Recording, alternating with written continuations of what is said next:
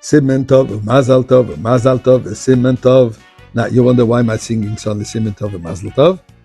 Today is a special day. Today is Yud Dalet Kislev, the 14th day of the month of Kislev. And you say, so what? So I'm inviting you to listen.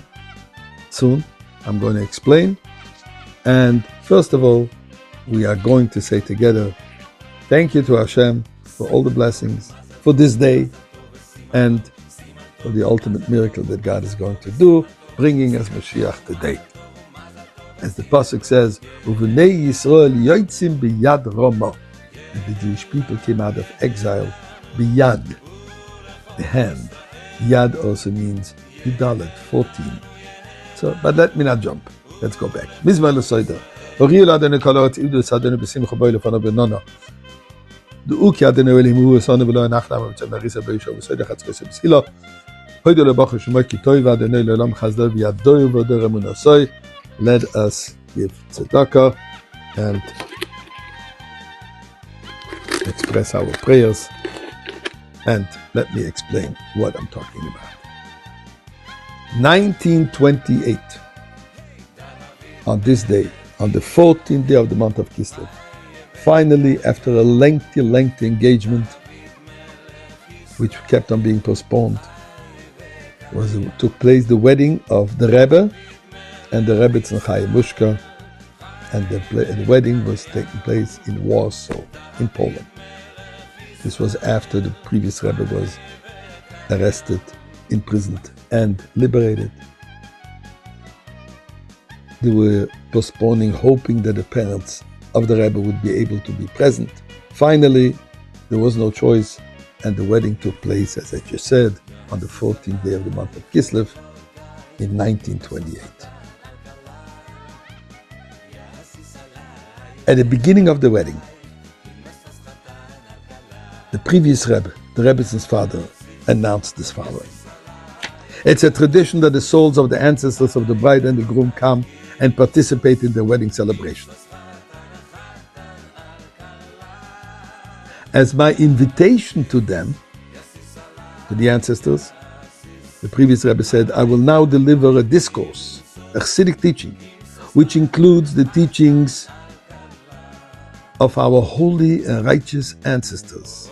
The Alter Rebbe, the Baal HaTanya that is, Reb Dov Ber, the Mittler Rebbe, our great-grandfather, the Tzemach Tzedek, Reb Menachem Mendel of Lubavitch, and he said the Rebbe's namesake, our grandfather, the Rebbe Marash,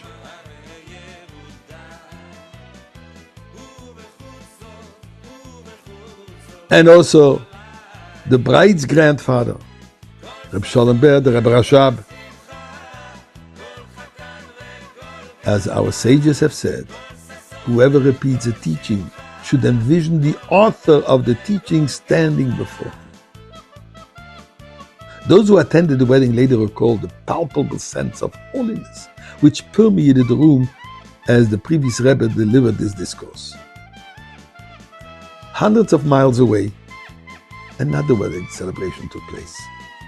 And that was in the city of, at that time called Yekaterinslav, today Dnepr, where the Rebbe's parents, who were harassed by the Soviet authorities for their efforts on behalf of Judaism, they were denied permission to travel to Warsaw to the wedding. So although they were not present over there,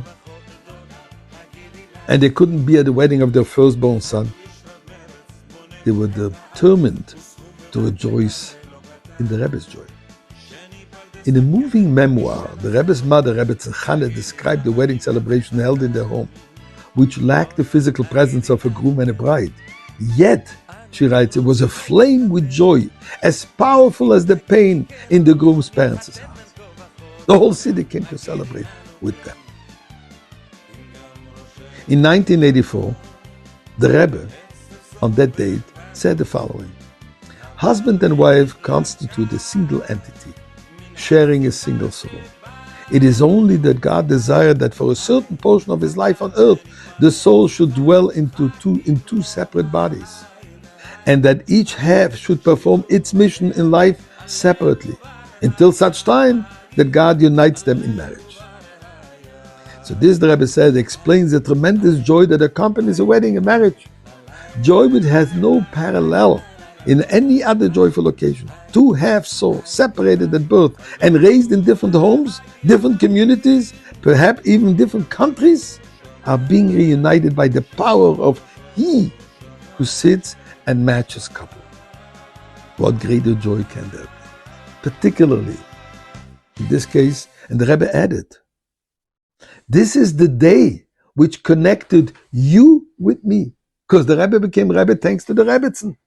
After the passing of the previous Rebbe had no sons, so the Rebbe took over the leadership.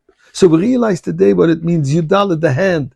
Ubnei Yisrael yotzim biyad rama, we said, God, the Jewish people came out from Egypt with a raised fist, but yet stands the 14. It is the Rebbe that is leading us out of Golus, and in Mirz Hashem we will celebrate still today with the Rebbe Melech HaMashiach and the Rebbe in the Beis Hamikdash.